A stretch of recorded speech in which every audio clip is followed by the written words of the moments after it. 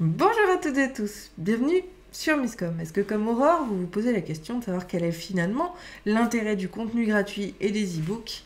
C'est en tout cas ce que je vous propose du coup de traiter cette semaine sur Miscom. Et si vous m'avez découvert dans cette vidéo, je vous invite à mettre un pouce en l'air si le sujet vous inspire et à vous abonner à la chaîne qui traite bien évidemment de communication, de marketing et d'entrepreneuriat parfois pour développer ces compétences si indispensables au développement de votre entreprise. Et avant tout, salut à tous. Pour ceux qui me découvriraient donc, je suis Claire Négrier à Miscom et depuis 2012, j'accompagne mes clients TPE, PME et surtout indépendants à communiquer de façon unique, éthique et surtout authentique auprès des clients qu'ils veulent vraiment. Donc cette semaine, on va aborder finalement et beaucoup plus largement le principe du contenu gratuit. Et oui, le contenu gratuit, qu'est-ce que c'est? On va parler surtout des objectifs aujourd'hui parce que c'est un sujet qu'on a déjà vu dans le Marketing Lab il y a quelques années. J'en ai un dossier sur 3 jours qui y est. Je vous remettrai les liens en description de cette vidéo parce que c'est essentiel de comprendre les tenants, les aboutissants de cette stratégie. Pourquoi le contenu gratuit est si important? Parce qu'on n'atterre pas les mouches avec du vinaigre, comme on le dit. Le principe du contenu gratuit, en fait, c'est votre vitrine. Reprenez, j'adore faire les analogies avec la vie réelle et avec les liens, d'accord?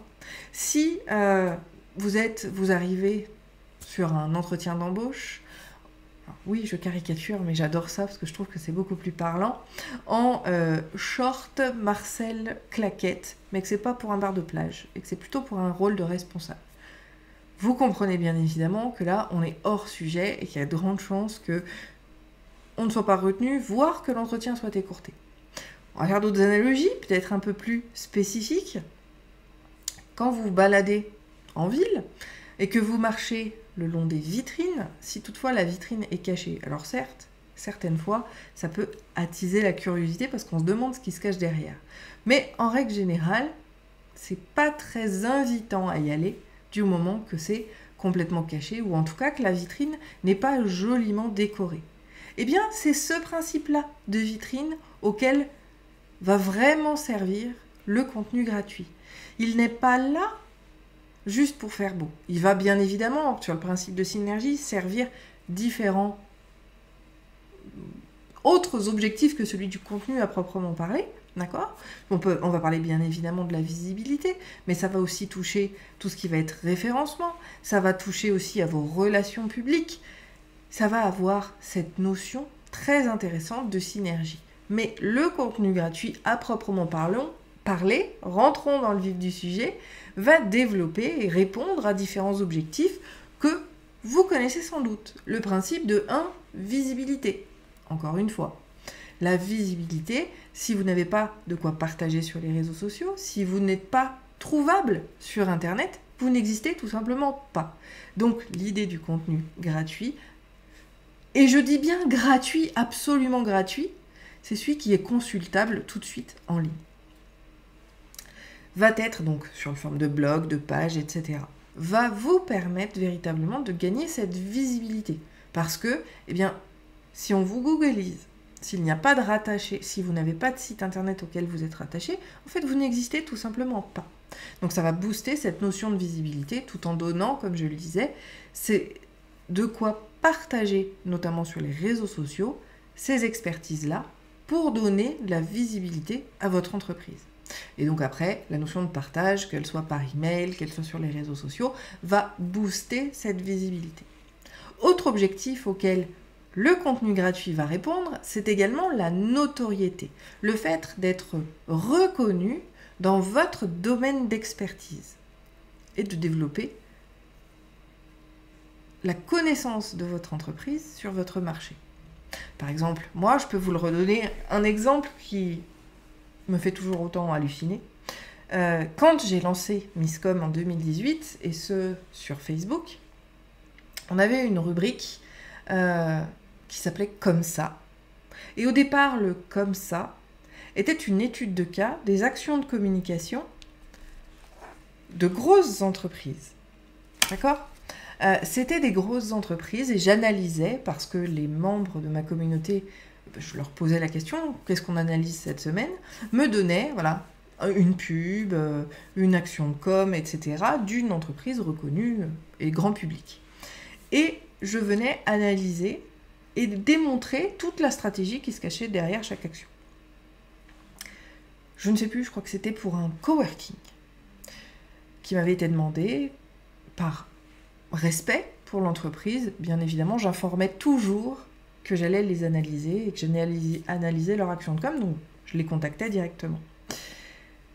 Et du coup, j'ai une fois, donc la personne me répond « D'accord, ok, donc on en discute, etc. » Parce que oui, l'idée, c'est aussi de maîtriser sa communication publique. Et m'avait dit « Mais je vous connais, on est en lien, donc on a cherché sur Facebook, sur YouTube. » Elle me dit « Ça doit être sur LinkedIn. » Sur LinkedIn, non. Mais j'ai compris que mon nom circulait parce que, justement, j'avais une notoriété que je ne connaissais même pas auprès des gens de mon propre domaine d'activité.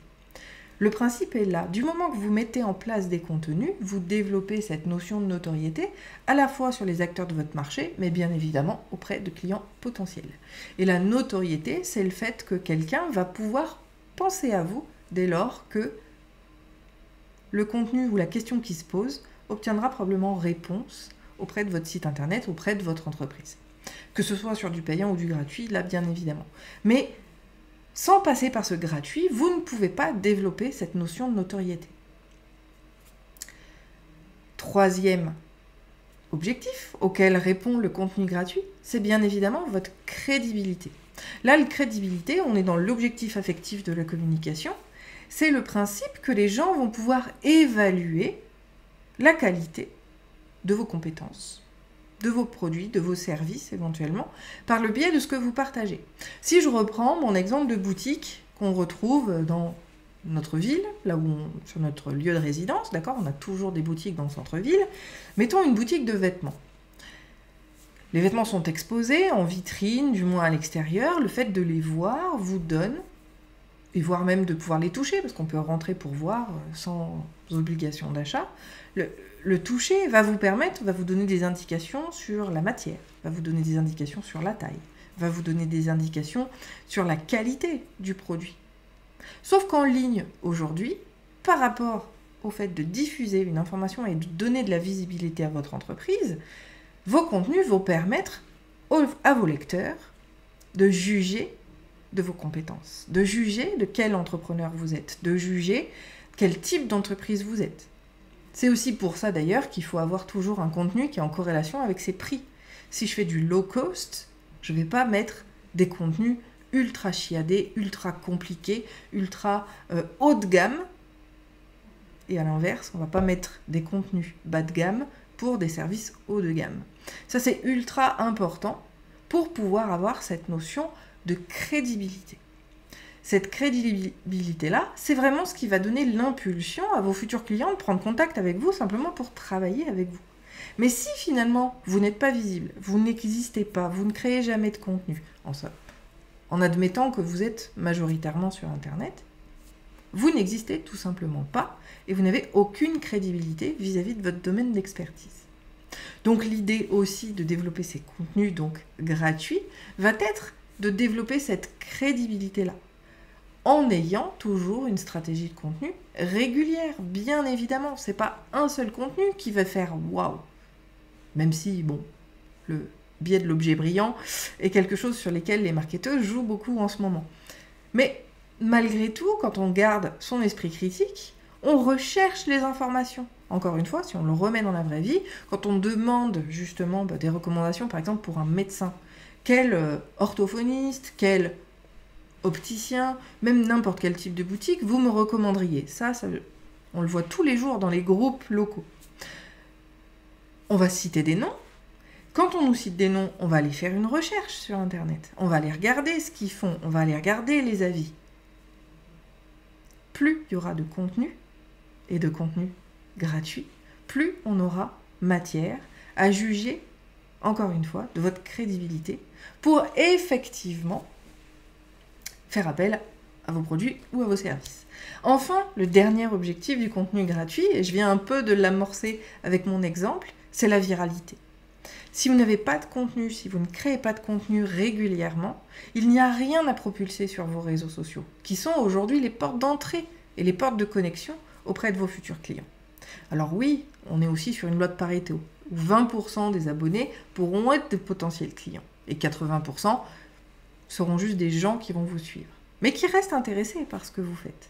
Il n'empêche que cette notion de viralité, et donc de partage de ces contenus, peut avoir un effet boostant vis-à-vis de votre entreprise, vis-à-vis de la visibilité, de la notoriété de vos produits ou de vos services, par rapport à cette notion de viralité. Donc plus vous allez avoir un contenu spécifique, plus vous aurez aussi du contenu facilement accessible, plus il va répondre spécifiquement à un besoin particulier, plus vous aurez les chances d'être davantage partagé, quels que soient les réseaux. On ne va pas faire d'études de cas sur un réseau en particulier, mais je pense notamment quand on est en B2B sur LinkedIn, quand ce sont des contenus, en plus de ça, des articles, pour rappelons un chat, qui vont amener effectivement la personne à s'interroger ou lui donner un process, ou lui donner une espèce de recette qui dit comment juger d'eux, par exemple. Si vraiment c'est quelque chose de très concis, de très spécifique, de très précis, qui se met en place en un claquement de doigts, là, vous avez énormément de crédibilité, mais en plus, vous avez cette notion de viralité. Et cette viralité va nourrir votre visibilité, votre notoriété et votre crédibilité. C'est pour ça, d'ailleurs, que j'ai fini sur ce dernier objectif du contenu gratuit. Maintenant, amorçons la discussion de jeudi, puisque ce sera le cas. L'e-book n'est pas un contenu gratuit. La gratuité, c'est l'accès libre, où il n'y a rien à faire que de cliquer sur un bouton qui donne accès. Tout ce qui va être les boutons « Abonnez-vous pour lire la suite », tout ce qui va être e-book, opt-in, cadeau gratuit, tout ça, ce n'est pas... cadeau gratuit, je le mets entre guillemets d'ailleurs, ce n'est pas gratuit, c'est juste que l'objet d'échange, d'accord, la monnaie d'échange, c'est l'adresse mail.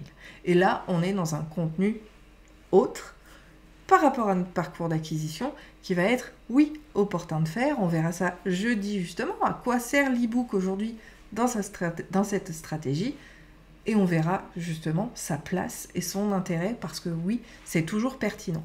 Mais sur les objectifs du contenu gratuit, il doit être absolument accessible tout de suite, sans aucune action, pour pouvoir jouer sur votre visibilité, votre notoriété, votre crédibilité et in fine, la viralité qui va nourrir à nouveau les 3 précédents objectifs. Si vous avez toutes questions, n'hésitez pas à les mettre en commentaire. On se retrouve jeudi donc pour parler d'e-book à proprement parler. Et vous verrez un petit peu les variations qu'on en fait aujourd'hui. Parce que non, il n'y a pas que l'e-book. Mais ça, je vous donne rendez-vous jeudi. Si vous avez apprécié cette vidéo, je vous invite à y mettre un pouce en l'air. Si jamais vous n'êtes pas abonné et si vous souhaitez me soutenir, abonnez-vous à la chaîne. Également, cliquez sur la sonnette pour recevoir les notifications de nouvelles vidéos. Et moi, je vous dis à jeudi. Très bon appétit. Ciao.